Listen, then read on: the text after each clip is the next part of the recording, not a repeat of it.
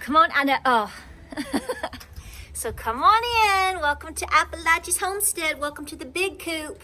She's getting a makeover finally. Finally, after 3 years, we are redoing some of the inside, getting things set up. Welcome back to the channel, y'all. We're a hot mess, but you know what? We're getting lots of things done. Give me a fist bump. That's what I said, girl. Tell them. Come on over. Be the first one. Come on. Do it. You can do it. Go. Go. Jump. Jump. Jump. You can do it, girlfriend. You got to try it out sometime. I'll move up. I'll shut up. Maybe.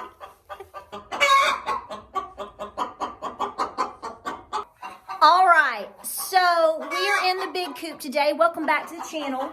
We have been going through... Girlfriend, you're interrupting my filming. She's mad because she doesn't have a nesting box in here right now, and she's mad. I know that feeling. You're just, you know. We're gonna talk over her. Okay, so welcome into the big coop. This is not the Silky Chalet. This is a large cabin. Well, it's a cabin that we've had on the property, and when we moved here, we decided to make it into our chicken coop. Okay, so that was 3.5 years ago. So we had nesting boxes in here and some things that they've perched on, a perch, yada, yada, yada, yada. But you know as well as I do. Let me come over here. Girlfriend. She wants to lay an egg. You know, over time, your chicken coops need maintenance as well. I mean, especially if they're not, you know, weatherized very well. But even if they are, every couple of years, you have to do certain things. You have to do something all the time, every day, or once a week, or monthly, which is, you know, add your new bedding, clean it out, all of these things. But we got to the point this past winter into the summer where we said, okay, we're going to tear everything out and start fresh. Sister, there's nesting boxes on the other side of the coop. Why are you in here causing a stink? Do I need to name you Karen, or what's going on here? All right, guys, so here's what we're doing, just short and sweet, is we've basically taken everything down in the coop. It's kind of been, you know, we could have done it in a couple of days, but with work and everything else going on, it's like we would do certain things, then we would wait. We would do certain things and we would wait. So we've ripped out all of the roosting sections. We did leave these little rickety, I don't know why they love these. I know they're just rickety little old shelves that have always been here. This was actually like a craftsman tool shed. It has electricity. We have air conditioning. It has windows and everything. We actually, if we actually ever wanted to, if we kicked the chickens out and really heavily duty, cleaned out the floor, redid the walls and floor and stuff, we probably could make this a livable space. So that's nice. At the time in which we moved here, that wasn't on the radar. So we made it a chicken coop. So we just sort of hung with it. But I'm just saying, it does have some opportunities to be other things. But what we're doing is we've took out all the nesting boxes.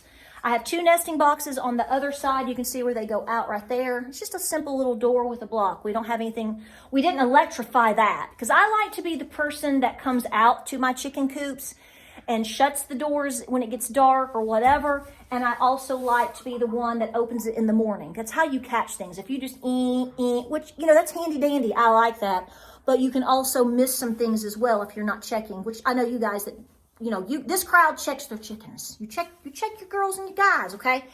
But what we're doing is real simple. We took down all the nesting boxes. We took down all of the perches. We have just now, we're rebuilding a new perch. We're not completely done. We're going to add 2 more spots on this and add some more screws. And then down here at the bottom, I'm going to be real simple, stupid. And I'm going to put down, not a tarp, that will be way too heavy. Our goat feed comes in bags that are like that heavy plastic material. It's the only one that does that. It's the 348 from the Co-op. My goats, it's their favorite food. So I'm going to be placing some bags down just to help pick up the poop. We're also building new nesting boxes and putting them in here as well. So we're not done, and it could use a little bit more cleaning. Well, see, this is the thing, is if you have never owned a chicken coop, let me tell you, they take you know, if you've only got 5, 6, 7 chickens, it's not such a big deal. If you've got 20, 30, 50 chickens, whatever, you're going to have a whole lot more maintenance, a lot more things to do. It's just the same. It's the same thing as I tell people. It's like, if you have 1 or 2 kids, you're going to do this. If you've got 5 or 8 or 9 kids, you're going to be doing that times 3 or 12 or 100. It's just like anything else. So what we're doing is we have cleaned it out. I would love to wash the walls and get that completed this year, but that's going to have to be next summer. So I've already got that on my radar as next year. That's spray paint. That's something to do. I just think I got poopy on me. Chicken poop. You'll live. You'll be all right. It's going to be okay. A little chicken poop ain't going to hurt nobody. Listen, so what I want to do is I do want to get the walls washed, possibly with lime. We have never had an issue in our coops, but while living here in this area or in the other coop, we have never had a mite issue. I probably shouldn't even talk about it because you know what happens when you do. But I do want to continue to try to push to paint the walls or put maintenance on the walls. But like I said, that's going to have to be next year. We're running out of time with all things that we need to do. So the goal today, the goal in the past couple of weeks has been to strip it down, Luke Bryan, rebuild the roost. I will tell you that right over here below the air condition, yes, I have air conditioning in my chicken coop. I didn't put it there. It was there. It does work. It's very dusty. Probably needs to be replaced if I ever did want to use it. We just turned it off. You can see the filter's dirty. It does work. I mean, everything works. It's just we don't technically use it. So what I'm doing down here is I've got a cage. I've got 2 ducks that I've been raising in my backyard in one of my little mini gardens. I've got a hen and a drake, and they love each other so much. I'm going to put them in here for hopefully no more than 2 days, because I want to Karen, I'm busy. We want to acclimate the ducks in here slowly but surely, because I have geese and I have ducks and I have other drakes, and you know as well as I do, if you don't know, they can get very competitive, okay? And they can attack new poultry or fowl of different sorts. So the whole goal is I'm going to put them in the cage with food and water, hopefully for about 2 days, and then when it gets dark in a couple of nights, which is about 7 o'clock when we put everybody up, I'm just going to open the gate and let them come out and let them start acclimating. But we want to do it first inside of a crate or a cage, just for sometimes it can take 1 day, sometimes it can take a week, sometimes it can take 30 days. It just depends. So know that going forth. So she is bossy.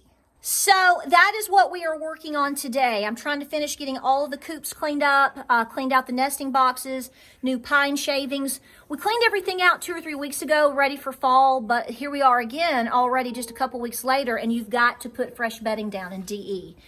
Very important. I don't use a whole lot of diatomaceous earth. I have videos on it. You know that I use it fairly regularly in my coops or in my barn or in my feeds. We've never had an issue. Just be smart about it. You know, don't go around like pouring it on your head and sniffing it up your nose. And everybody makes a whole lot of drama about diatomaceous earth. It's silly. I'm sorry. It's silly. Don't go. Just be smart. Anytime you use anything that's a powdered-like substance, even if it's natural, use the brain that God and Granny gave you guys, okay? So I use it, like I said, we don't have issues that other people have. And I can tell you that the one time, a long time ago, I have a video on it. I know I do. We had a rooster, a cream leg bar rooster that got too wet. He couldn't dust bathe. And, you know, I noticed that he was wet, but I brought him into the coop. Well, then the next day when I went out to check on him in the run, he was down, like he was dying, okay? And I started pulling back his feathers and looking around his ears, and he had mites.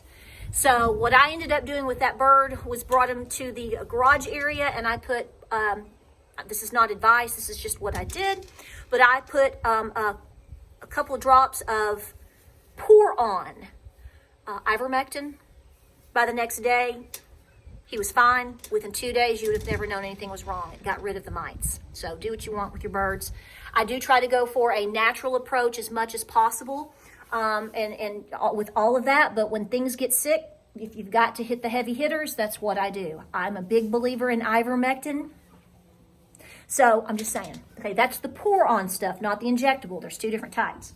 So anyway, so this is what we're working on. I'm going to clean the windows in the front again. We're getting everything straightened up for winter. I'm going to make sure that the girls and guys are really comfortable in here this year. I think they will be. I think they're going to appreciate it.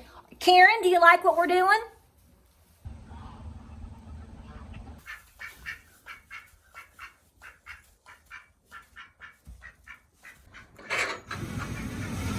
Hey, that's the wrong girl. Dude, you're very confused, young man. Very confused.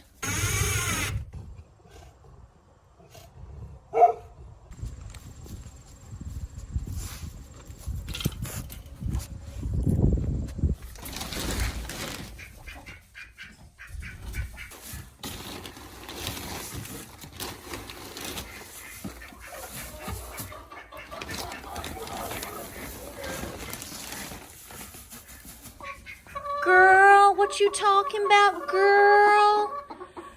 Girl, you molt. You are in molt, girl. All you girls, look at you, and all the roosters are driving you crazy. Crazy. All right, guys, so let's talk about this just for a second. I grabbed a couple of these nesting boxes off of Amazon. Sister, do you like it? She's telling everybody. A lot of you have seen these. I think you can get them at other places. Oh, don't you love my outfit today? Isn't that hot? I know. This is how we're doing it today. I grabbed like 4 of these. They're not very expensive. And I put 2 of them in my Silky Chalet to test them, okay? And my regular sized birds, my non-bainy, meaning silkies particularly, love these nesting boxes and are using them very nicely. And in fact, today I found 3 silky eggs. Now notice I have it kind of low to the ground so that they can hop up here with ease and go in. The reason I like these is just like in my past videos from many years ago, when you buy plastic totes, they are easy to clean, easy to take out. I mean, these are just screwed into the wall, 4 places here, Easy peasy, lemon squeezy. You can take them down, take them out, scrub them off, clean them, everything. I do want you to notice one thing. My outlets are covered. Well, that's a lie. I've got to finish covering this one. It was kind of covered over, but now that we've taken everything down, so I need to put some covers on that one. Okay, here's the deal. If you've got something that you know that your hens get on or could get on and roost or just stand up there and squawk like a crazy girl, don't have your nesting boxes below it. See how my nesting box is over there, the lone nesting box for right now? That's because they will poop all over the top. I'm not joking. A lot of you already know this, but some of you may not. So make sure your nesting boxes are completely away from any area that you don't want them to perch so that they don't make a mess on top of your nesting boxes so much, and then they won't be able to hop up here to get somewhere else. These are slanted. But believe me, somebody somehow will find a way to poop on it. We're just trying to minimize it. Okay, so we have several of these little nesting boxes, like I told you, that we're putting in here. Just putting them in different spots. I'm not putting them underneath the windows. Believe me, I cleaned those windows 2 weeks ago. You don't know, do you? You don't know. You never know. So this is what I'm saying. It's constant maintenance in a barn, in a stall, with chickens or whatever. It's not going to look like something off Instagram. That is a lie as well. I've done the whole thing with nesting boxes, coops, in a barn, chandelier, the whole 9 yards. I don't do any of that stuff anymore. It's cute. Like I said before, if you've got 2, 4, 6 hens, okay, that's cute. A dozen hens, okay, he's cute. Whatever. But if you start getting into, having more than 10 or 12 birds, they get everywhere, they poop everywhere, they lay eggs everywhere, they scratch everywhere. I mean, guys, there's poop down the wall, okay? You don't think they can get on those little chandeliers that are so cute on your Pinterest pictures? You have no idea. A lot of times when people, and I'm guilty of this too, so I'm no hypocrite here. We like to show you stuff when it's clean. It's just like, cooking in a dirty kitchen. Nobody wants to see somebody stand around in a full dirty kitchen, okay? You don't. I don't either. I mean, but it's good to show the reality of what happens in a chicken coop so that no one is ever disappointed. You're gonna have cobwebs to clean. You're gonna have all kinds of EBGBs and stuff, okay? But I just wanna say the main thing is I don't use straw anymore in my coops. Say, sister. I do not use straw in my coops. Now, if you live in Alaska or you're in Connecticut and you get really cold, you may be a different story. But I will tell you, for most places, most people, in a lot of ways, and I've said this 100 times, straw can be very problematic if you use a lot of it, because it tends to have, they're very hollow, the pieces of straw are hollow, and so therefore you get mites in there. Pine shavings, not so much. So I try to, make sure that we stay pretty clean. And all of my bedding that I use here in East Tennessee is the pine shavings. That is what works best for us. In the nesting boxes, same thing. So if you want to use straw, that's up to you. You do what works best for you, your farm, your budget, where you live, all of that. I'm not trying to be Miss Bossy here. Bossy. But I am trying to say you do learn things over time. And well, pine shavings for us here on our farm, specifically with our chickens, is definitely the way to go. Okay, everybody, I'm leaving. I've got everything cleaned up. So we have 2 more sets of nesting boxes that we have to build. It's the ones that the eggs roll out of. I don't even remember the name of the brand. I got them several months ago. We have to build them and we have to put them up over here. We'll probably put them up once we take the cage out. See, this cage over here is what, like I said earlier, is where we're going to put those 2 ducks today, so they can start acclimating to this, because I want them out of the yard. But what I'm thinking is I'm going to put the nesting boxes along this wall, because they don't bother that. They haven't yet. I'll have to cover those covers, obviously, we know that, because that's exposed now. The rest are, yeah, 1, 2. The rest of them are all covered. That's good. But I want this on a wall that is away from the windows and away from the perches. So that way, hopefully, we can minimize poopy doopies. And this is another quick suggestion. Invest in some really good paint scrapers, okay? Have like 3 or 4. They're just like all kinds of other tools. You have one and then you misplaced it and you don't know where it went. I have 2 in the barn. I'm about to go pick up an extra one here today. They're gonna be $7 or $8. But I'm ready to, it helps me scoop my roofs. It'll help me scoop my shelves and all of that near my windows. Just kind of scrape off the poop. You're gonna have poop. They're chickens. That's what they do.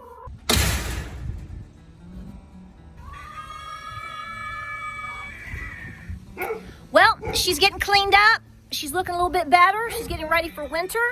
We have a lot more chores to do on the farm that we need to get to. I see you, Cora. Cora senses that something is around. She helps protect all of my birds and the house. She's great. Guys, we're going to conclude the video. It's getting windy and we are busy, busy, busy. Everything counts right now. Get everything done, squared away for winter. You want to protect your investment. My investment here is definitely my girls, and I want them to be cozy, clean, comfortable, warm. You want them to enjoy coming to lay in new nesting boxes. So like I've always said, none of this is free. It is a total investment, but the most important thing is it is an investment for your family, your health, and your future. Like, subscribe, and share. We appreciate you being here today. I know it's all a hot mess, but hey, this is how we roll, because this is what homesteading looks like. Guys, we'll see you on the next video. Stay busy. Godspeed. Take care out there.